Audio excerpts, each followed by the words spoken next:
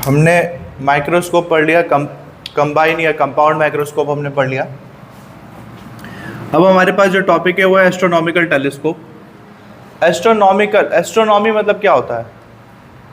Astronomy या astronomical मतलब होता है जब आप खगोलीय चीज़ों की बात करते हो। खगोलीय मतलब जो चीज़ इस धरती के बाहर है। धरती के बाहर क्या क्या चीज़ें हैं, जितनी भी चीज़ें तुम्हें धरती के बाहर दिख रही है, सूर्य, चंद्रमा, तारे, अलग अलग प्लैनेट्स हैं, ग्रह हैं, बहुत सारे छोटे छोटे ग्रह जिन्हें क्षुद्र ग्रह कहते हैं, ठीक है, बहुत सारे उल्का पिंड्स हैं, और बहुत सारी तो ऐसी चीज़ें जो कुछ भी नहीं है, बस पत्थर, एक चट्टान का टुकड़ा है जो स्पेस में घूम रहा है। बहुत बड़े बड़े चट्टान, इतने बड़े चट्टान कि वो पृथ्वी के 3 से 4 गुना होंगे। एक जो तारा होता है वो भी सूरज से बहुत ज़्यादा गुना बड़ा होता है, ठीक है। नॉर्मल तारा भी सूरज से डबल ट्रिपल होगा, सूरज भी एक तारा ही कहलाता है। तो ये सारी चीज़ें जो पृथ्वी के बाहर हैं वो खगोलीय चीज़ें कहलाती हैं। और एस्ट्रोनॉमिकल टेलीस्कोप का मेन पर्पज़ है कि आप खगोलीय चीज़ों को देख रहे हो टेलीस्कोप का यूज करके, ठीक है। आपने टीवी वगैरह में देखा होगा खगोलीय टेलीस्कोप, ठीक है, ऐसा तो हो ही नहीं सकता ना देखा हो। तो खगोलीय टेलीस्कोप में सेम वही कॉन्सेप्ट लगेगा जो उसमें लगा था, किसमें? कंपाउंड माइक्रोस्कोप, जो आपने पिछला लेक्चर पढ़ा। डिफरेंस ये है कि कंपाउंड माइक्रोस्कोप में जो 2 लेंस यूज होते थे, एक नेत्रिका और एक अभिदृश्य, एक आईपीस लेंस, एक ऑब्जेक्टिव लेंस, उसमें से जो आईपीस वाला था वो बड़ा होता था, उसके कंपेरिजन में जो अभिदृश्य था वो छोटा होता था। अभी एस्ट्रोनॉमिकल टेलीस्कोप में ठीक उसका उल्टा कर देना है, लगभग वही डेरिवेशन है। अगर वो पढ़ा है, वो समझा है, तो ये बहुत आसान लगेगा। वो जैसे ये पीछे वाला बड़ा था ना, इस बार क्या होगा, पीछे वाला लेंस छोटा हो जाएगा और आगे वाला बड़ा हो जाएगा, ये डिफरेंस है। सेकंड डिफरेंस है कि उसमें ना प्रकाश वस्तु सामने होती थी, वस्तु ये भी, और प्रकाश सामने से आता था सीधा, ठीक है। एक आता था इसके समांतर मुख्य पृष्ठ के, और एक आता था इसके एकदम ऑप्टिकल सेंटर से होते हुए। इस बार प्रकाश सीधा नहीं आ सकता है, बताओ क्यों?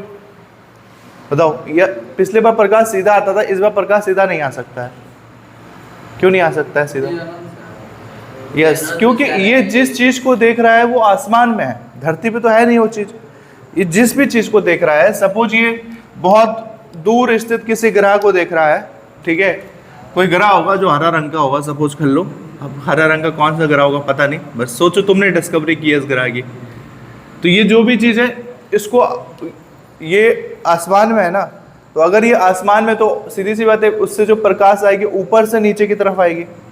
आप टेलीस्कोप में देख रहे हो तो टेलीस्कोप को आपका एंगल ऐसे देना पड़ेगा ऊपर की तरफ, तभी आप देख पाओगे किसी चीज़ को। तो इसलिए इसमें प्रकाश सामने से नहीं आती है, अनंत से आ रही है। और ये चीज़ पहले भी 1000 बार बताया होगा, कोई भी प्रकाश अनंत से अगर आए तो वो हमेशा कहाँ पर आके अपना प्रतिबिंब देती है? फोकस पर, ठीक है। तो यही चीज़ है, बाकी इसमें कोई ऐसा बड़ा डिफरेंस नहीं है। मैं इसका आधा डायग्राम पहले ही बना चुका हूँ, आधा इसके बाद बनाता हूँ, तो देख लो जरा ऐसे। कोई एक पर्सन उसको खोलना जरा।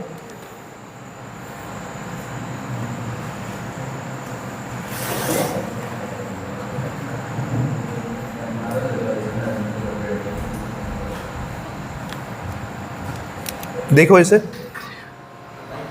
अब ये जो लेंस है ये वस्तु के सामने है, सामने तो नहीं कहेंगे बट वस्तु की तरफ है ये कहेंगे। सामने तो क्या ये तो अनंत में, ब्रह्मांड में किसी कोने पर पड़ा होगा वो, तो ये वस्तु के साइड है ये। तो कौन सा लेंस कहते हैं इसको जो वस्तु के साइड होता है? बताओ, वस्तु को इंग्लिश में क्या बोलते हैं? तो ये कौन सा लेंस कहलाएगा? ये कहलाएगा ऑब्जेक्टिव लेंस। हिंदी में क्या बोलते हैं इसे? अभिदृश्यक लेंस। हिंदी छोड़ो, इंग्लिश ही में याद रखो। हिंदी याद है तो ठीक है, नहीं तो कोई दिक्कत नहीं है। ऑब्जेक्टिव लेंस, अभिदृश्यक लेंस। और अभिदृश्यक लेंस को मैं किस चीज़ से दिखाऊंगा? ओ से। फिर प्रकाश में पहले भी बताया था पिछले डेरिवेशन में, सेम वैसे ही है। एक प्रकाश तो ऑप्टिकल सेंटर से, जब लेंस के बीचों बीच हिस्से को क्या बोलते हैं? प्रकाशिक केंद्र, ठीक है। लेंस के जो एकदम बीच का हिस्सा होता है उसे प्रकाशिक केंद्र इंग्लिश में कहते हैं ऑप्टिकल सेंटर।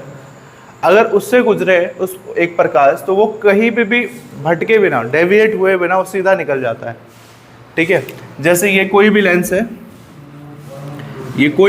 है, इस लेंस का अगर बीच का मिड पॉइंट ये है, एकदम बीच का पॉइंट है, इससे कैसे भी कोई प्रकाश जाए, अगर प्रकाश इसके सीधे में भी जा रहा है तो ये बिना कहीं भटके सीधा निकल जाएगा। अगर ये ऐसे में आ रहा है तो ये भी बिना कुछ भटके,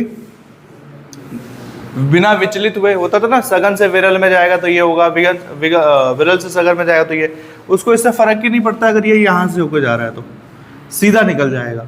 तो वही हुआ यहाँ पे रेड वाली प्रकाश के साथ, रेड वाली जो लाइट रे देख रहे हो, प्रकाश किरण देख रहे हो, वो सीधा निकल गया ऑप्टिकल सेंटर से होते हुए, वो कहीं पे भी झुका नहीं, उसको सरल विरल सघन और विरल माध्यम से कोई फर्क नहीं पड़ा। ब्लू वाली जो लाइट है वो भी अनंत से आ रही है, लेकिन वो ऑप्टिकल सेंटर से नहीं आ रही है, वो किसी और बिंदु से जा रही है, लेकिन वो इसके समांतर है, मतलब ये जैसे जा रहा है इसी के बराबर में वो जा रहा है सामने से। कुल मिला के बात ये कि ये अनंत से आ रही है, फिर ये लेंस में प्रवेश कर रही है और लेंस से बाहर निकल रही है। तो लेंस कौन सा मीडियम है? सघन। बाहर क्या है? सपोज हवा है, वायु है। तो सघन से विरल में जा रही है, तो कोई प्रकाश यदि सघन से विरल में जाए तो क्या होता है? अभिलंब से दूर चला जाता है, ठीक है। तो ये अभिलंब से दूर चला गया। अब इसका अभिलंब किस साइड होगा? देखो ये लेंस है ना, तो अगर ये लेंस का ये वाला हिस्सा है ये, तो इसका ये देखो ये इस साइड से झुका हुआ है, तो इसका सेंटर यहाँ पर होगा, अभिलंब इस साइड का ही होगा। और ये प्रकाश जैसे जा रही है, अगर प्रकाश जा रही है, ये वाली प्रकाश है ब्लू वाली लाइट, तो ये है अभिलंब, ये है अभिलंब। अभिलंब से दूर जाने का मतलब क्या है कि नज़दीक का मतलब तो ये कि एकदम ऐसे झुकती, इधर। दूर का मतलब है कि ये अभिलंब इधर आ रहा है, तो ये प्रकाश कहाँ जाएगा? और उधर जाएगा। थोड़ा सा टेंड कर ही दो, ऐसे ऐसे जाएगा, ठीक है। तो ये आपका ब्लू वाली लाइट आपने हल्के से झुकाई और इसको यहाँ तक लेकर आए। और ये आपको पता है जहाँ पर दो प्रकाश आपस में टकराती हैं, प्रतिच्छेद करती हैं, वहाँ पर क्या प्राप्त होता है? इमेज प्राप्त होता है। गुड, वहाँ पे हमें मिलता है इमेज, ठीक है। तो एक चीज़ ये कंफर्म है कि यहाँ पे हमें क्या मिल गया? एक पहला इमेज मिला हमें, ये जो भी वस्तु था उसका इमेज मिला। दूसरा चीज़ हमें क्या ध्यान होना चाहिए? यदि प्रकाश अनंत से आ रही हो तो उसका इमेज कहाँ पर मिलता है? फोकस पर, याद रखना, लेंस के फोकस पर। अगर ये लेंस है और यहाँ इसका इमेज मिल रहा है इस साइड, तो समझ लेना ये उस लेंस का क्या है? फोकस बिंदु है, फोकस। और किस लेंस का फोकस बिंदु है? ऑब्जेक्टिव। तो मैं क्या बेस में क्या लिख दूंगा? ओ, छोटा सा दिख रहा है, कैमरे में हो सकता हो दिखे भी ना, FO।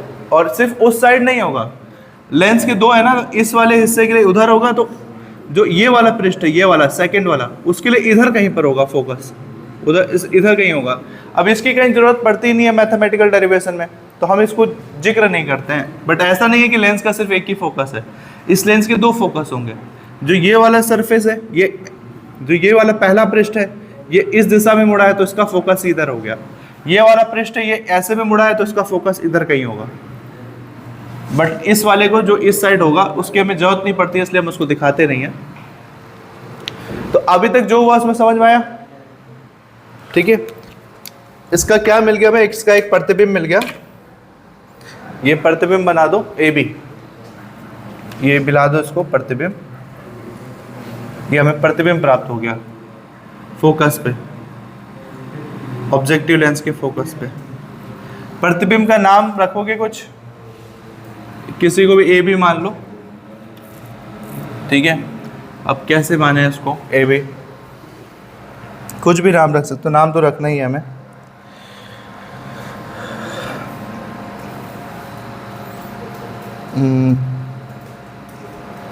ऊपर से जो प्रकाश आ रही है उसको मान लेते हैं ये AB होगा, तो ये हो गया A'।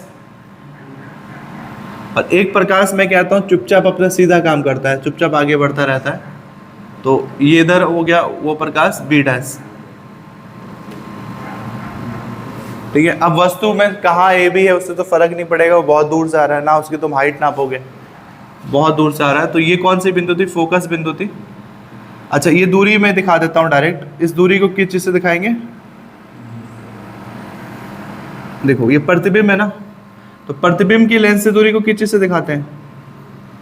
V से दिखाते हैं। और ये V किसका है? ऑब्जेक्टिव लेंस का ये। और हमें पता है अगर प्रकाश अनंत से आ रहा हो तो उसका प्रतिबिंब हमेशा फोकस पे प्राप्त होता है। इसका मतलब ये जो दूरी है, जो VO है, ये आल्सो क्या है? फोकस दूरी है। ये फोकस दूरी है किसका? ऑब्जेक्टिव लेंस का, ये हमें पता है।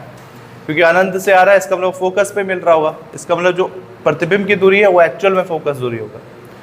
अब उसमें क्या करते थे हम कंपाउंड माइक्रोस्कोप में, दूसरा लेंस कैसे बनाते थे? दूसरा लेंस ऐसे बनाते थे कि पहले लेंस से जो प्रतिबिंब प्राप्त होता था वो दूसरे लेंस के लिए किसका काम करता था? वस्तु का। अब हम बगल में एक ऐसा छोटा सा लेंस बनाएंगे, इससे तो छोटा ही होगा पहले वाले से, एक लेंस बनाएंगे और ये दिखाएंगे कि ये जो प्रकाश है ये यहाँ से आगे बढ़ रहा है और उस लेंस से टकरा रहा है। अब ये जो प्रतिबिंब था पहले लेंस के लिए, अब वो दूसरे लेंस के लिए क्या बन गया? वस्तु। तो इसी प्रकाश को थोड़ा सा आगे बढ़ाओ, हमें एक लेंस बनाना है जो इससे टकराए, ठीक है, और इससे इसकी तुलना में थोड़ा छोटा होना चाहिए। तो ये हमने ऐसे लेंस बना लिया, ठीक है, ये ऐसे लेंस बना लिया जो इससे जाके, अब इसको और क्लोज लूंगा तो ये और नीचे ही जाएगा, तो इसको थोड़ा और नीचे ले लो। इसीलिए दूसरा वाला लेंस पहले ही नहीं बना लेना चाहिए। ये काम मत करना कभी भी कि आप ये दोनों लेंस पहले से ड्रॉ करके रख ले रहे हो, ठीक है। दूसरा वाला बाद में एडजस्ट करना होता है, इसलिए इसको अपने हिसाब से एडजस्ट कर लेना बाद में आगे पीछे। ये तो दूसरा वाला लेंस हमने ये ले लिया। अब क्योंकि ये लेंस हमारे नेत्रों के नज़दीक होगा, इसको कौन सा लेंस कहेंगे? आईपीस। हिंदी में क्या बोलते हैं? नेत्रिका लेंस, आईपीस लेंस। और इसको किस चीज़ से दिखाएंगे? ई से। E for eyepiece lens, O for objective lens. अब यही प्रकाश, अब क्योंकि ये ए डैश बी डैश वस्तु बन चुका है, तो वस्तु से प्रकाश ऐसे इस पे जाएगी, फिर वहाँ पे फिर से आपका अपवर्तन का नियम लगेगा, उसको सघन से विरल में जाना होगा। सेम वही कॉन्सेप्ट लगेगा जो पिछले बार लगा था कंपाउंड माइक्रोस्कोप और डेरिवेशन में। तो देखो जरा रेड वाले प्रकाश को ही देखो पहले। ये अगर लेंस में गया और लेंस से बाहर निकलेगा जब, तो लेंस कैसा माध्यम है? सघन। और लेंस से जब इसको बाहर निकलना है वायु में, तो विरल में जाना है, तो सघन से विरल में जाएगी तो प्रकाश क्या होगी? दूर जाएगा अभिलंब से। अब ये जो लेंस है इसका ये पार्ट का अभिलंब इस साइड होगा, तो इससे दूर जाएगा, इसके नज़दीक नहीं आएगा, इससे दूर जाएगा ऊपर की तरफ, ठीक है। दूर जाने का मतलब यहाँ पर है कि ये नीचे ना झुककर ये ऊपर की तरफ जाएगा। तो ये कैसे हो जाएगा? ठीक है, ये आपका चला गया ऐसे ऊपर की तरफ प्रकाश, ये ऐसे आया और ये अभिलंब से दूर भागने के लिए ऊपर गया। फिर सेम वहाँ पे ब्लू वाली लाइट जो है, ब्लू वाली लाइट रे प्रकाश किरण जो है, ये ऐसे आई, यहाँ प्रतिबिंब बनाया, अब ये प्रतिबिंब दूसरे लेंस के लिए वस्तु बन गया। यहाँ पे भी यही चीज़ होगा, जब ये इससे टकराएगी, जब ये इससे टकराएगी फिर इससे फाइनली बाहर जाएगी, तो ये भी क्या होगा? दूर जाने की कोशिश करेगा, क्योंकि इसका भी अभिलंब सेम ही इस दिशा में होगा, इसका अभिलंब ऐसे होगा, ऐसे। तो ऐसे के लिए ये इससे दूर जाने की कोशिश करेगा, तो ये गया इससे दूर।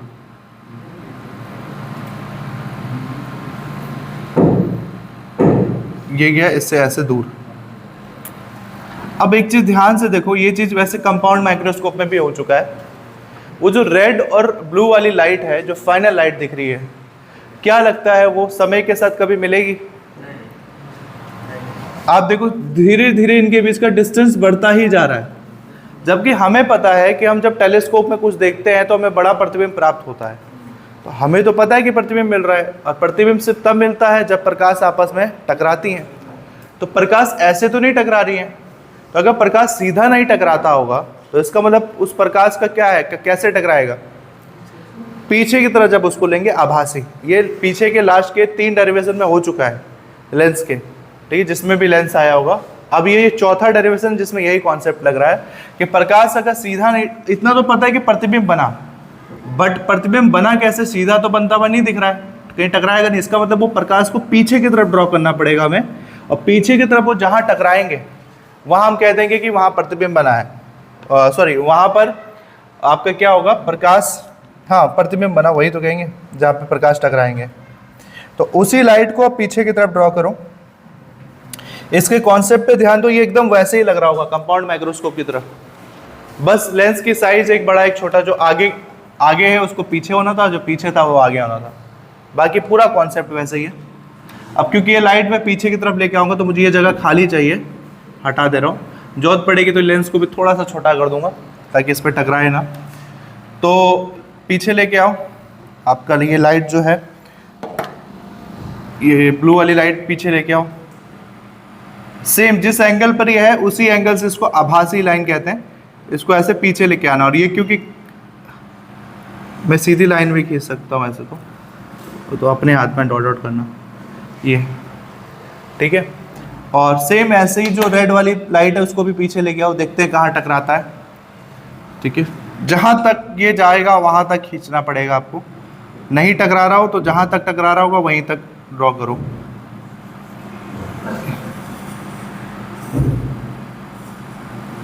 ये ऐसे जा रहा है, ये कहाँ पर आके इंटरसेक्ट हुआ लाइन, इधर कहीं आके हो रहा है परफेक्टली इंटरसेक्ट। ये भी काल्पनिक दिखाऊंगा मैं, ये ऐसे तो यहाँ पर आके टकरा रहे हैं ये। और जहाँ पे दो प्रकाश आपस में टकराते हैं परावर्तन या अपवर्तन के बाद, वहाँ पर क्या प्राप्त होता है, फाइनल इमेज प्राप्त होता है। तो आपका जो फाइनल इमेज है वो मिल जाएगा एकदम यहाँ पर जहाँ ये आपस में टकरा रहे हैं। ये फाइनल इमेज है जो दूसरा लेंस बना रहा है, जो नेत्रिका लेंस बना रहा है। ये फाइनल इमेज हो गया आपका। इसका नाम, अगर ये A' B' है तो इसका नाम रख दो A" और B'। ये मत ढूंढना कि ये A' B' है, ये A" B' है, तो A और B कहाँ है। A और B से भी कोई मतलब ही नहीं है, वो आ रहे हैं कहीं अनंत से घूमते फिरते हुए, ठीक है। तो ये हुआ इसका रे डायग्राम कंप्लीट। ये समझ में आया, क्योंकि हमने कंपाउंड माइक्रोस्कोप पढ़ा है, ये सेम उसका उसी की कॉपी पेस्ट है, बस डिफरेंस है लेंस के साइज में। उसमें बड़ा लेंस आगे बड़ा लेंस पीछे रहता था, छोटा लेंस आगे रहता था। इस बार उल्टा है, बाकी लगभग सारा कॉन्सेप्ट वही लगा हुआ है, इसलिए इसको समझने में समय नहीं लगना चाहिए। अब इसमें और क्या समझना होता है, इसमें समझना होता है आपको दर्शन कोण अल्फा और बीटा, ठीक है। अब दर्शन कोण के लिए क्या करते हैं, याद है दर्शन कोण क्या होता है, वस्तु द्वारा नेत्र पर बना कोण अल्फा और प्रतिबिंब द्वारा नेत्र पर बना कोण बीटा। लेकिन उसी चीज को अगर डेरिवेशन में कन्वर्ट करना हो तो हम नेत्र की जगह यूज करते हैं लेंस का, कि वस्तु द्वारा प्रतिबिंब द्वारा अगर अभिदृश्यक लेंस पे, वस्तु द्वारा अगर अभिदृश्यक लेंस पे अगर एंगल बनाया तो वो अल्फा हो जाएगा, और प्रतिबिंब द्वारा अगर आईपीएस लेंस पे एंगल बनाया तो उसे क्या कहेंगे, बीटा, क्योंकि वस्तु इसके नजदीक है। और जो फाइनल प्रतिबिंब है वो किसकी वजह से बना है, दूसरे लेंस के। दूसरा चीज ये देखो, ब्रह्मांड में जो भी चीज रही होगी बहुत दूर, वो भले कितना भी बड़ा होगा साइज में, लेकिन हमसे बहुत दूर है, इसलिए हमें क्या दिख रहा है, एकदम टीनी टाइनी कहते हैं, एकदम छोटा सा दिख रहा है। तो एक्चुअल में वस्तु की साइज देखो कितना सा था। एक्चुअल में जो आपका जो वस्तु था जिसको आप देख रहे थे अपनी नंगी आंखों से बिना लेंस वगैरह यूज किए, वो इतना सा दिख रहा था, छोटा सा। लेकिन एक्चुअल प्रतिबिंब देखो, उसका थोड़ा बड़ा प्रतिबिंब प्राप्त हुआ। पहले लेंस ने उसका थोड़ा बड़ा प्रतिबिंब दिया, ये लगभग उसका डबल। लेकिन हमारे लिए वो भी सफिशिएंट नहीं था रिसर्च करने के लिए, हमें चाहिए था उससे भी बड़ा, तो हमने उसमें एक और लेंस ऐड किया हुआ था।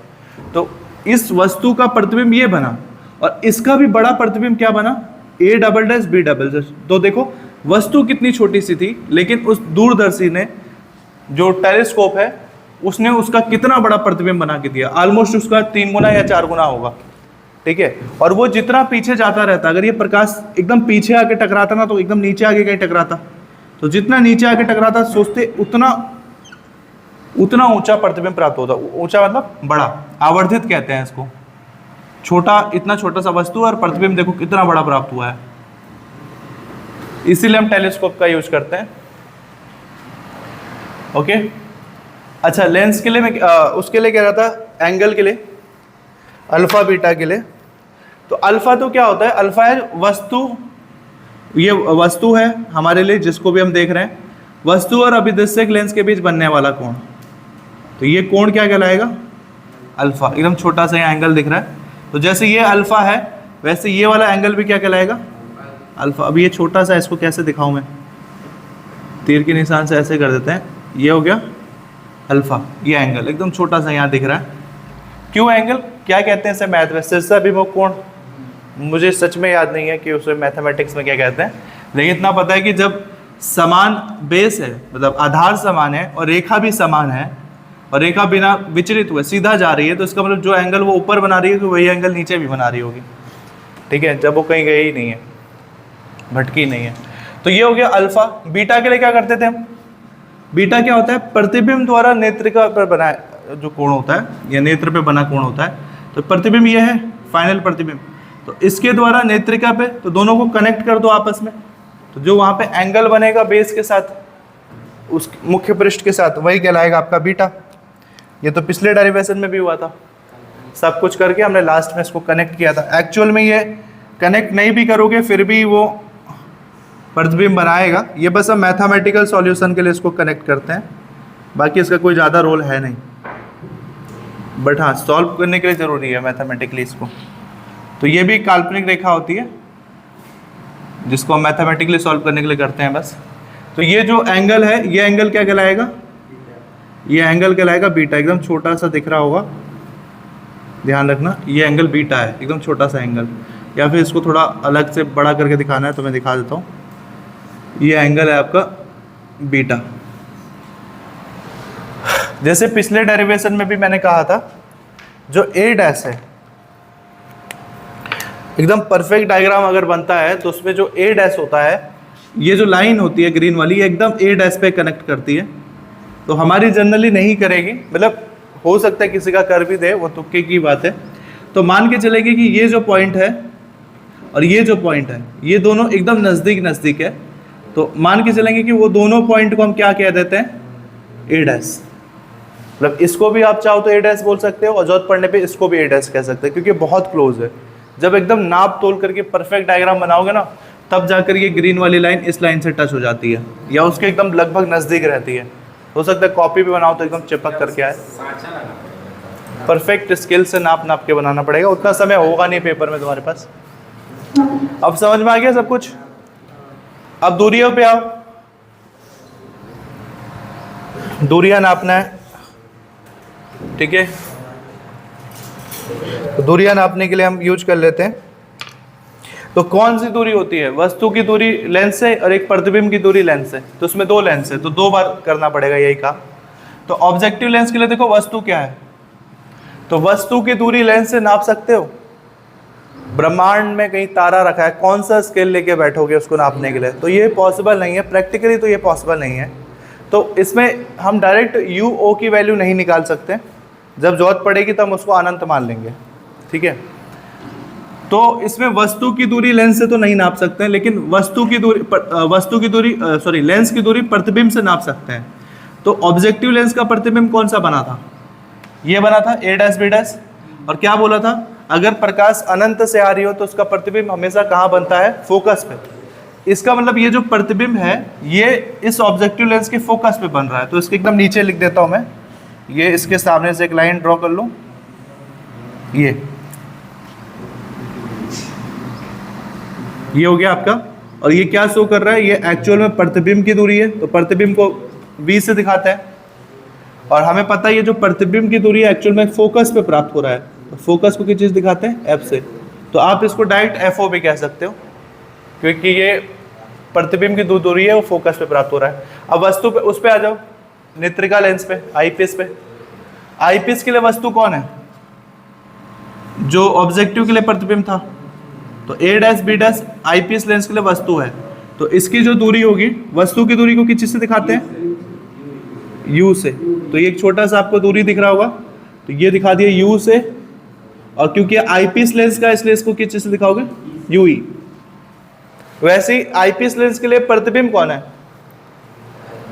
ए double dash B double dash, वही फाइनल प्रतिबिंब है। तो प्रतिबिंब की लेंस से दूरी को किस चीज से दिखाते हैं? वी से। वस्तु की लेंस से दूरी को u से और प्रतिबिंब की लेंस से दूरी को v से। अब ये किस लेंस द्वारा यह प्रतिबिंब बन रहा है? ये लेंस कौन सा है? IPS lens. तो इसको किस चीज़ से दिखा दिया? VE। बस यही तो चीज़ें हैं। ये दिख नहीं रहा होगा तो ये ध्यान से देख लेना, ये कौन सा एंगल है? ये एंगल है अल्फ़ा। इधर भी बनाया हमने अल्फ़ा। और ये जो एंगल एक छोटा सा यहाँ दिख रहा है वो कौन सा एंगल है? बीटा। ये इस साइड से भी बीटा बनाएगा। मार्कर फेड हो गए हैं सारे, बन नहीं रहा अच्छे से। तो ये इसका रे डायग्राम है कंप्लीट। डेरिवेशन एकदम कॉपी पेस्ट है, डेरिवेशन वैसे ही है जैसे पिछले वाले का था, सेम वही कॉन्सेप्ट वही चीज, बस एक याद है दूसरा भी याद कर लोगे। ठीक है, अब इसमें क्या एक चीज है जो मैंने अभी तक नहीं बनाया, सोचो क्या चीज है जो नहीं बनाया है? आई, यस आई, आंखें। सब कुछ हो गया, बट हम आंखें देख कहाँ से रहे हैं? तो हम जनरली वहाँ बनाते हैं आंखें जहाँ पर ये दोनों प्रकाश आपस में ऐसे जा रही होती हैं, तो उसी के बीच में हम बनाते हैं। हालांकि हमारी आंखें पूरी इस लेंस को कवर करती है, आईपीएस लेंस पूरी कवर करती है। कभी वो करने गए हो अपना नज़र चेक करवाने गए हो, जो दूरबीन उसमें डाल के मशीन में डाल के आँख का नज़र चेक हो, वो छोड़ो ना, आधार कार्ड बनवाया है ना सबने, उसमें वो रेटिना वाला डालते हैं ना काला वाला आँखों में, तो उसमें अगर देखते हो कि उसमें एक रेड कलर का क्रॉस आता होगा बन के, तो हमें उस पर फोकस करना होगा। तो हमारी आंखें तो पूरी उसके अंदर जा चुकी है, तो वो नेत्रिका कहलाएगी। अब उसके अंदर हम अपनी आंखों की पुतलियों को एडजस्ट करते हैं ना, तो कहते हैं कई बार कि नहीं आ रहा है और बीच में देखिए और अच्छे से देखिए, हाँ स्कैन करता है। तो वैसे ये चीज़ है, ये जो आईपीएस है इस पर हम जब ये दिखने में भी अभी थोड़ा बड़ा ही बना दिया मैंने, एक्चुअल में छोटा ही होता है वो, हमारी आंखें उसमें पूरी फिट हो जाती हैं। हम बस आंखों को अपने एडजस्ट कर रहे होते हैं, और एक्चुअल में प्रतिबिंब यहाँ बना है। ये कब बना है? जब इसकी लाइट ऐसे जा रही है, इसका मतलब हम आंखों को यहाँ पे एकदम एडजस्ट करेंगे। आंखें तो हमारी पूरी कवर कर रही है इसको, बट अपनी जो पुतलियाँ हैं उसको एकदम यहाँ एडजस्ट करेंगे, तब हमें एक परफेक्ट प्रतिबिंब दिखेगा। ठीक है, तो हम यहाँ पे कहीं पे बना सकते हैं, बट टेक्निकली यहाँ बनाना चाहिए हमें हमारी आँखें।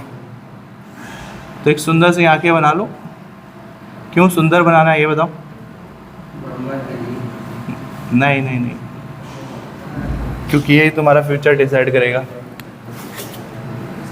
ये तुम्हारे होने वाले हम सफ़र की आंखें हैं। ब्लू आइज बना दी मैंने पूरी। जो जितना सुंदर आंखें बनाएगा उसको उतना अच्छा पार्टनर मिलेगा।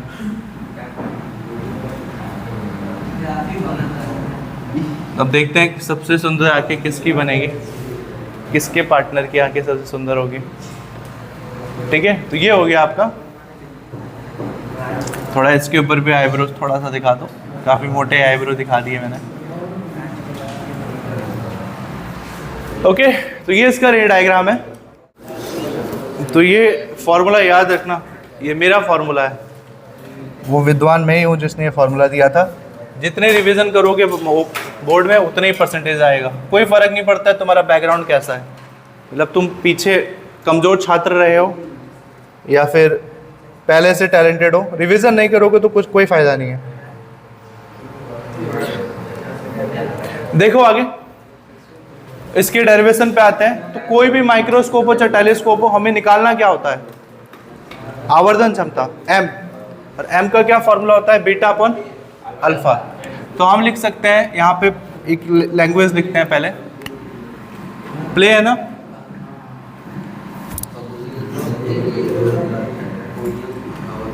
तो लिख देते हैं। आवाज़ कहाँ से आ रही है?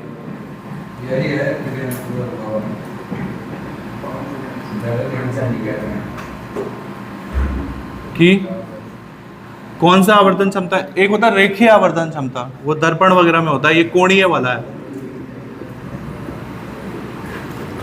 खगोलीय उद्देश्य की कोणीय आवर्धन क्षमता। किस चीज से दिखाते हैं आवर्धन क्षमता को? कैपिटल एम से। तो कैपिटल एम बराबर क्या होता है? छोटा ही लिखता हूँ थोड़ा, कहाँ वो स्मॉल एम बराबर होता है रेखीय आवर्धन क्षमता, ये कोणीय आवर्धन क्षमता है। क्या होता है? Beta upon alpha. प्रतिबिंब द्वारा लेंस नेत्र पे बना दर्शन कोण बटे वस्तु द्वारा नेत्र पे बना दर्शन कोण। अब हमें पता है, चूंकि जिससे कंपाउंड माइक्रोस्कोप पढ़ा है घर पे रिवाइज किया, उसके तो बहुत आसान हो जाएगा ये। चूंकि हमें पता है इसमें एंगल्स बहुत छोटे होते हैं, इसलिए हम जैसे कि चूंकि टेन थीटा को हम लगभग किसके बराबर मान सकते हैं? थीटा के। इसलिए हम जो m है, एंगल बीटा है, उसको हम टेन बीटा, और जो एंगल अल्फा है उसको टेन अल्फा मान सकते हैं। ठीक है, तो चूंकि टेन थीटा लगभग थीटा के बराबर है, इसलिए m बराबर हम मान सकते हैं, ये हो गया टेन बीटा बटे ये हो गया टेन अल्फा, m बराबर हो गया। अब क्या किया था हमने कंपाउंड माइक्रोस्कोप में, हमने टेन अल्फा की वैल्यू और टेन बीटा की वैल्यू निकालने के लिए एक त्रिभुज ढूंढा जिसमें अल्फा आता हो, समकोण त्रिभुज, और एक और त्रिभुज ढूंढा जिसमें बीटा आता हो। तो कौन सा समकोण त्रिभुज है? अल्फा तो एक इस साइड से बन रहा है, एक उस साइड से बन रहा है, एक इधर से बन रहा है, एक इधर से। अब इधर तो कोई त्रिभुज बन नहीं सकता है, या तो प्रकाश अनंत में है। इधर देखो कौन सा त्रिभुज दिख रहा है, ओ ए डैश बी डैश और फिर ओ, इसे कनेक्ट करें, ये रहा ओ, ये रहा ए डैश और ये रहा बी डैश, और ये एंगल क्या है? अल्फा है। तो कौन सा त्रिभुज बना? त्रिभुज का नाम लिख दो, कुछ बताओ क्या नाम रखें त्रिभुज का? नाम लिखते समय बस ध्यान रखना, जो एंगल होगा उसको बीच में लिखना। एंगल किस पॉइंट पे आ रहा है? ओ पे, तो या तो उसको ए डैश ओ बी डैश बोलो, या तो बी डैश ओ ए डैश बोलो, आपकी मर्जी है। क्या लिखना पसंद करोगे? त्रिभुज ए डैश ओ बी डैश में, तो एक तो त्रिभुज यही ले लिया जिससे अल्फा मिल जाएगा। बीटा के लिए क्या लेंगे? बीटा ये रहा, ये एंगल है बीटा। अब यहाँ पे जगह नहीं था इसलिए मैंने यहाँ पे लिख दिया इसको बीटा। तो बीटा के लिए देखो E B double dash A double dash और फिर ई, इसको कनेक्ट करो। कैसे बन रहा है देखो, ई इधर आओगे तो आ रहा है आपका बी डबल डैश, नीचे आओगे तो क्या आएगा? ए डबल डैश और फिर ये आएगा ई। तो ये बन रहा है, और ये एंगल कितना है? A dash B dash. नहीं, ये नहीं ले पाओगे तुम, ये बहुत ज़्यादा छोटा हो जाएगा। ठीक है, ए पिछली बार वो लिया था क्या? ए डबल छोटा वाला लिया था क्या? एक चीज़ हमें कॉमन भी तो चाहिए, अगर ए डैश बी डैश लेंगे तो कॉमन भी आ सकता है। ठीक है, ए डैश बी डैश लेने पे कॉमन भी आ सकता है, तो वही ले लो, छोटा वाला ले लो, क्योंकि हमें कॉमन एंगल चाहिए। तो A dash B dash common हो जाएगा। हाँ, यही ले लो छोटा वाला। इसीलिए तो हम कहते हैं कि ये पॉइंट और ये पॉइंट हम नज़दीक मानते हैं एकदम। तो ये हो जाएगा ई बी डैश ए डैश, तो बस डबल डैश हटा दो, छोटा वाला हमने लिया है ई बी डैश ए डैश, और ये हो गया एंगल बीटा। क्यों लिया छोटा वाला, डबल डैश क्यों नहीं लिया? ताकि हमें ये कॉमन मिले, इसमें भी ए डैश बी डैश मिल जाए, इसमें भी ए डैश बी डैश मिल जाए। तो त्रिभुज का कोई नाम रख दो, बताओ क्या नाम रखें? त्रिभुज ए डैश, बस ये ऑब्जेक्टिव के लिए ओ था तो आईपीएस के लिए ई हो गया। ऐसे याद भी कर सकते हो इन फ्यूचर, याद करने के लिए ज़्यादा वहाँ दिमाग नहीं लगाना पड़ेगा हमें बस ये कि ऑब्जेक्टिव के लिए ओ बीच में लिख देना है, तो आईपीएस के लिए ई लिख देना है। में वैल्यू पुट करो, अल्फा वाला वैल्यू देखो जिसमें है 10 अल्फा। 10 मतलब क्या होता है? लंब बटे आधार। तो 10 अल्फा, ये रहा अल्फा, तो कोण के सामने की वजह लंब होती है, तो लंब कौन हो गया? A dash B dash. आधार कौन हो गया? O B dash. अब यहां पे क्या हो गया? 10 बीटा लंब और ये आधार, तो लंब क्या हो गया? A dash B dash B dash E या ई डैश बी, आपके ऊपर है क्या लिखना चाहो। तो ये आ गया 10 अल्फा 10 बीटा। इसकी वैल्यू उठाओ और उसमें डाल दो एम में। इसे कोई इक्वेशन मान लो, इससे कोई इक्वेशन मान लो, ये अल्फा, ये 10 अल्फा 10 बीटा की वैल्यू इक्वेशन 1 में डाल दो। ठीक है, और देखो क्या बचा? ए डैश बी डैश तो कटेगा वैसे, पता है हमें। तो इक्वेशन 1 से, फ्रॉम इक्वेशन 1, समीकरण 1 से अगर ये वैल्यू पुट करते हो 10 अल्फा 10 बीटा की वैल्यू, तो क्या आएगा? m बराबर 10 बीटा। 10 बीटा की वैल्यू कितनी है? ए डैश बी डैश और 10 अल्फा की वैल्यू कितनी है? A dash B dash O B dash. कुछ कटा? ए डैश बी डैश से A dash B dash cut गया, तो ये 1/b' और ये 1/OB' हो गया, ठीक है। तो ये बटे के बटे वाला डायरेक्ट ऊपर, तो OB' ऊपर, B' नीचे, तो m बराबर क्या हो गया, OB' बटे B', ये किसकी वैल्यू हो गई, m की वैल्यू हो गई, ठीक है। अब आपको करना क्या है, बस चिन्ह परिपाटी लगाओ, m की वैल्यू वहाँ पे जो है वो लिख दो, मतलब B' की वैल्यू और B' की वैल्यू जो है वो लिख दो, और इतना ही छोड़ देना है। अगर वो पूछेगा, सवाल कैसे पूछेगा, खगोलीय दूरदर्शी के लिए आवर्धन क्षमता का व्यंजक दीजिए, अगर सिर्फ इतना पूछेगा तो ये खत्म हो जाएगा यहीं पे, ठीक है। नहीं, इस पे समरूप कैसे करोगे, इसका जो त्रिभुज है ये पता ही नहीं है कि कितना ऊपर जाएगा, ठीक है, उसका डिस्टेंस ही नहीं पता ये कहाँ तक पहुँचेगा, ठीक है। अब देखो यहाँ पे, ठीक है, ये हो गया। अब बस चिन्ह परिपाटी लगा लो, चिन्ह परिपाटी से इनकी दूरियां नाप लो थोड़ा। एक लाइन आ सकता है नीचे, एक लाइन नीचे आ सकता है कैमरे में, है, आ जाएगा ना, ठीक है। तो अब बस चिन्ह परिपाटी लगा के ये OB' और B' की वैल्यू चाहिए, तब तक तुम ढूंढो उसकी वैल्यू क्या होगी। चिन्ह परिपाटी से तब तक ढूंढो इसकी क्या वैल्यू होगी।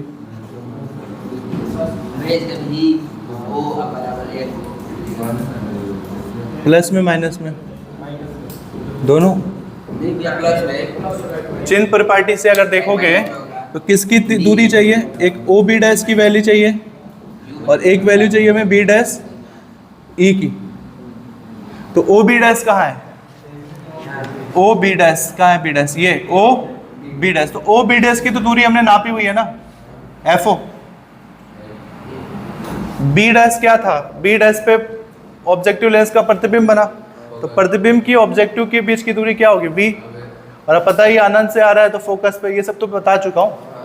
तो ये कितना हो जाएगा, VO लिखो, या VO की जगह डायरेक्ट क्या लिख दो, FO लिख दो। और वो लेफ्ट साइड है कि राइट साइड है, ऑब्जेक्टिव के राइट साइड है, तो इसलिए वो क्या हो जाएगा, प्लस FO। B' E मतलब आईपीस लेंस, अब B' आईपीस लेंस के लिए वस्तु है, तो ये B' आईपीस लेंस के लिए वस्तु है, तो वस्तु और लेंस के बीच की दूरी U से दिखाते हैं। और ये लेंस के लेफ्ट है कि राइट है, तो ये हो जाएगा -UE। बस ये वैल्यू उठाओ, इस पे रखो, देखो ये लास्ट लाइन आ जाएगा, देख लेना। ये इक्वेशन 2, इक्वेशन 2, अच्छा पूरा आ रहा है आज। इक्वेशन 2 को बस ये जो वैल्यू है तो इक्वेशन 2 में रखो, m की वैल्यू आ जाएगी। तो बस आपको ये लिखना है, फ्रॉम इक्वेशन 2, और फ्रॉम इक्वेशन 2 ये वैल्यू उठा के उसमें रखो, तो m बराबर कितना आ गया, OB' की वैल्यू कितनी है, FO, और B' की वैल्यू कितनी है, -E। तो माइनस में बताता हूँ हमेशा, चाहे नीचे हो चाहे प्लस, उसको बीच का मान लेते हैं। जैसे सरकारी माइनस है, ऊपर कमाया नीचे वाले ने, लेकिन वो सबका है, ठीक है। तो ये हो गया UE। तो ये आ गया आपका एक तरीके से आंसर ही है, अगर कोई शरीफ सीधा साधा एग्जामिनर सवाल बनाएगा, मेरे जैसा अगर एग्जामिनर होगा। पता है बच्चों को इतना परेशान क्यों करना है, सिंपल पूछेगा खगोलीय दूरदर्शी के आवर्धन क्षमता के लिए व्यंजक दीजिए, तो ये 10 सेट इतना व्यंजक है। लेकिन तो थोड़ा खतरनाक वाला होगा, जो अपने आप को क्या बोले, जिसे तेज बनता हो, जिसको अपनी दुश्मनी निकालनी होगी, ये मेरे से तेज कैसे कोई बन सकता है, तो वो इसके साथ एक और वर्ड ऐड कर देगा, खगोलीय दूरदर्शी के लिए क्या प्राप्त कीजिए, कोणीय आवर्धन क्षमता ज्ञात कीजिए यदि। अभी यदि वाला केस 1 केस 2 में पढ़ा चुका हूँ, प्रतिबिंब यहाँ बनता हो, फिर प्रतिबिंब वहाँ बनता हो, ऐसे करके, तो वहाँ से जाकर वह थोड़ा डेरिवेशन लंबा जाता है। एक्चुअल में तुम्हें इतना ही करना है, ठीक है। तो पहले इतना उतार लो। अब देखो एग्जामिनर शरीफ होगा, इतने में सवाल निपट गया तुम्हारा, 5 नंबर मिल जाना चाहिए। बट एग्जामिनर थोड़ा एक्स्ट्रा चाहेगा, तभी से इक्वेशन 3 डालो। और अब केस 1 केस 2 पे आओ। सवाल पेपर में या तो केस 1 पूछेगा या केस 2, दोनों तो नहीं पूछेगा, इतना भी दुष्ट एग्जामिनर नहीं होगा। तो क्या याद है, पिछले डेरिवेशन में केस 1 क्या लिखा था आपने? केस 1 लिखा था जब प्रतिबिंब स्पर्श दृष्टि की न्यूनतम दूरी पर स्थित हो नहीं सॉरी बनता हो। ठीक है, जब प्रतिबिंब स्पर्श दृष्टि की न्यूनतम दूरी पे बनता हो। तो स्पर्श दृष्टि की न्यूनतम दूरी को किस चीज से दिखाते हैं? बताओ, स्पर्श दृष्टि की न्यूनतम दूरी को किस चीज से दिखाते हैं? डी से। यस। और होता कितना है वो दूरी? एग्जैक्ट कोई वैल्यू पूछे तो 25 सेंटीमीटर लिखना। ये हटा दो, सूरज चांद सितारा जो भी है। तो केस 1 क्या है? जब प्रतिबिंब कहाँ हो? जब प्रतिबिंब स्पष्ट दृष्टि की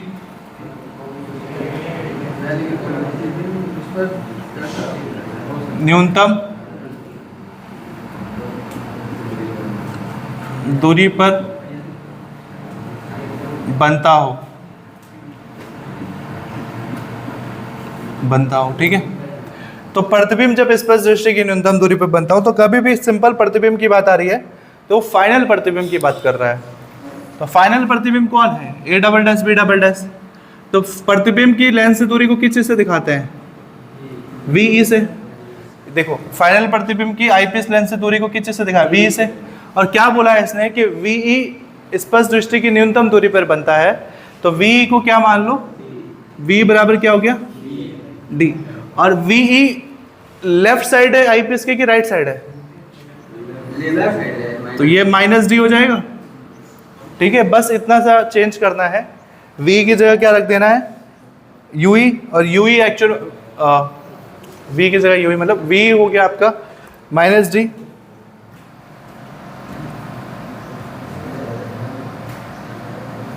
ठीक है, अब क्या करते थे इसके बाद बताओ? लेंस सूत्र लगाते थे। इस वैल्यू को लेंस सूत्र में पुट करते थे। तो लेंस सूत्र से क्या होता है? लेंस सूत्र बताना।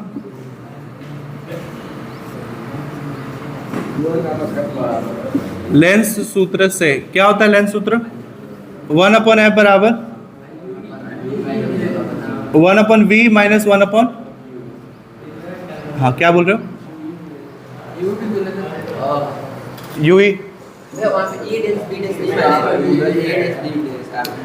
इसमें सुनो, इसमें ना हमें क्या चाहिए? 1/UE की वैल्यू चाहिए। कंपाउंड वाले में भी वही चाहिए था। तो देखो 1/UE तो हमें मिल जाएगा यहाँ पे। 1/V, V की जगह क्या रख देंगे? -D रख देंगे। ठीक है, और फोकस की जगह अभी हम फोकस ही रखेंगे। एक सेकंड रुको। DE नहीं लिखना पड़ेगा। V तो चलो लिखा है, V हाँ यहाँ तो अभी करेंगे ना, ये ना, ये तो अभी करेंगे, ये तो अभी करता मैं।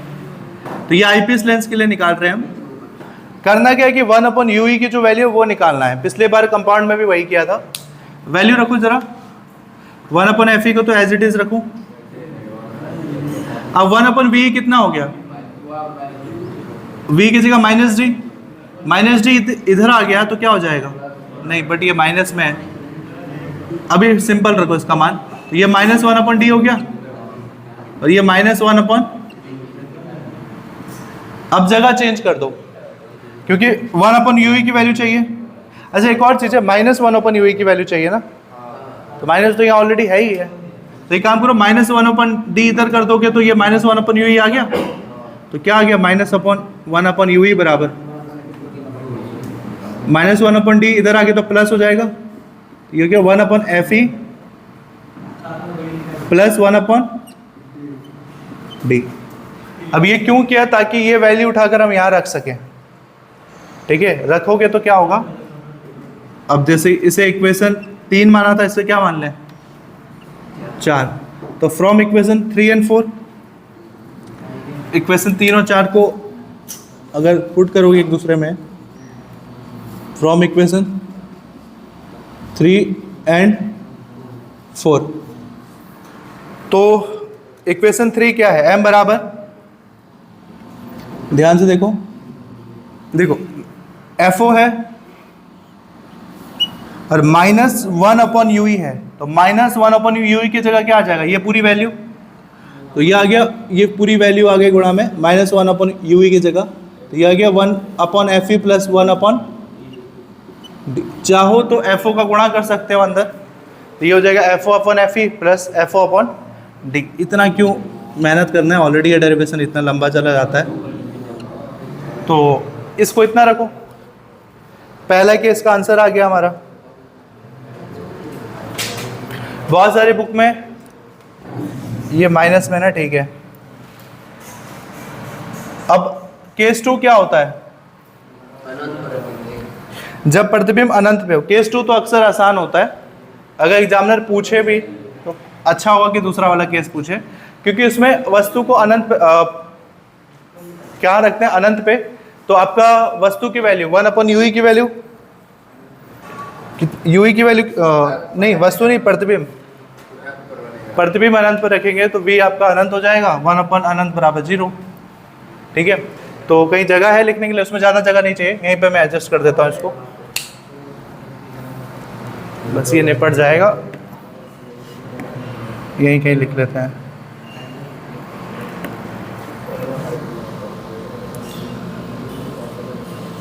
ये जो एक 2-4 डेरिवेशन ऑप्टिक्स में आपने बड़े बड़े देखे ना, इस डेरिवेशन से आधा डाल लो कि तुम्हें बीएससी या बीटेक में सबसे छोटे डेरिवेशन इतने बड़े बड़े दिखेंगे। जो 12th में सबसे बड़े डेरिवेशन है वो ग्रेजुएशन बीटेक में सबसे छोटे डेरिवेशन होंगे। तो अगर आप इसको झेल सकते हो तभी आगे भी झेल सकते हो। ओके, अब आते हैं केस 2 पे। केस 2, जब प्रतिबिंब अनंत पर बनता हो, जब प्रतिबिंब अनंत पर बनता है, ये जब प्रतिबिंब कहाँ बनता है, अनंत। अनंत को किस चीज से दिखाएंगे, ये चिन्ह अनंत का पर बनता है। जब प्रतिबिंब अनंत पर बनता है तो प्रतिबिंब को किस चीज से दिखाते हैं, v e, क्योंकि प्रतिबिंब की दूरी को v से और फाइनल प्रतिबिंब आईपीएस की वजह से मिल रहा है e, तो v बराबर कितना हो जाएगा, अनंत हो जाएगा। तो यहाँ पे लेंस सूत्र लगाओगे तो क्या हो जाएगा, लेंस सूत्र क्या होता है, 1/f बराबर 1/v माइनस 1/u। अब क्योंकि ये आईपीएस के लिए है इसलिए e e e। वैल्यू किसकी चाहिए होती है, 1/u की चाहिए होती है, माइनस 1/u की। तो देखो यहाँ पे ठीक है, ये 1/∞, तो ये तो पूरा 0 हो जाएगा, तो डायरेक्ट आ जाएगा 1/fe बराबर माइनस 1/, ये तो इन्फिनिटी, ये तो समझ गए ना, रखोगे तो ये तो 1/अनंत 0 हो जाएगा। तो ये डायरेक्ट क्या बच गया, बराबर 1/ माइनस 1/, तो देखो माइनस का चिन्ह भी मिल गया हमें वहाँ फ्री में। तो माइनस 1/u की वैल्यू कितनी आ गई, 1/fe, मतलब यहाँ रखोगे तो आंसर आएगा FO/fe।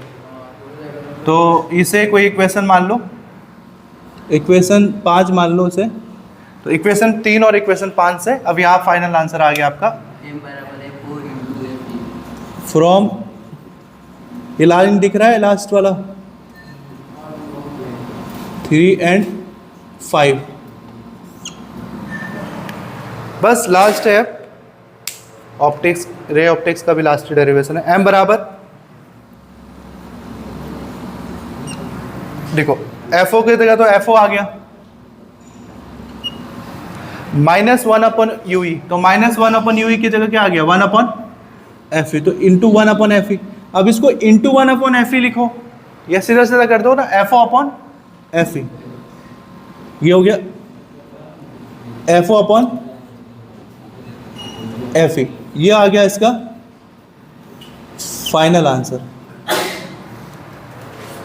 That's it. Cross check कर लेता हूँ सही आ रहा है कि नहीं, FO/fe क्या 1/fe है ना, अच्छा ये समझ, इधर समझो जरा, कहाँ लिखूँ, जगह है, ये चीज़ समझ रहे हो तो इसको ये लिख सकते हैं, m बराबर -FO इंटू 1/UE लिख सकते हैं इसी चीज़ को, तो 1/UE की वैल्यू क्या लिखी? 1/FE। अब समझ में आया? और माइनस तो हट गया, तो F/FE वही तो है। ये उसको बर्थडे में भी ले सकते हैं भैया उसको। तो ये आपका आंसर आ गया।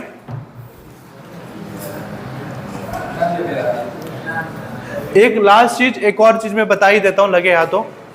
एग्जामिनर अगर ज्यादा से ज्यादा और क्रेजी हो जाएगा, पागल हो जाएगा, ठीक है, उसको एकदम तुमसे बदला लेना होगा, तो एक और चीज पूछेगा लास्ट में कि ये काम करो, तुम दूरदर्शी की लंबाई पता करो। अब ये दूरदर्शी जो भी बना है, इसके बीच की लंबाई कितना होगा? इसके बीच की लंबाई पता करने के लिए सिंपल तुम्हें एक काम करना है।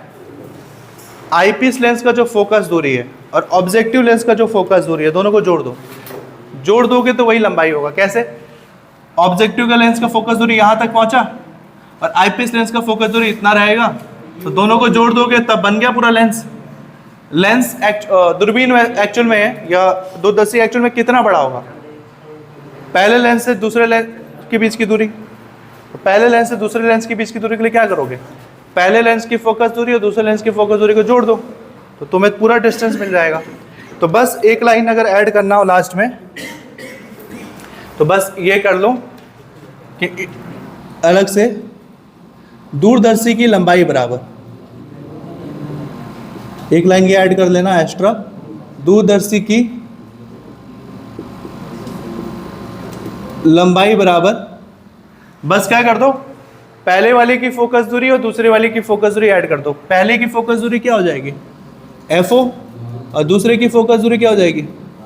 FE, और ये लंबाई को हम दिखाएंगे L से।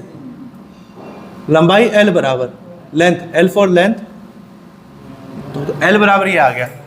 तो ये भी निपटा ही लो। अब इसको पूरा उतार लो। ये कंप्लीट आपका दूरदर्शी के बारे में हो गया।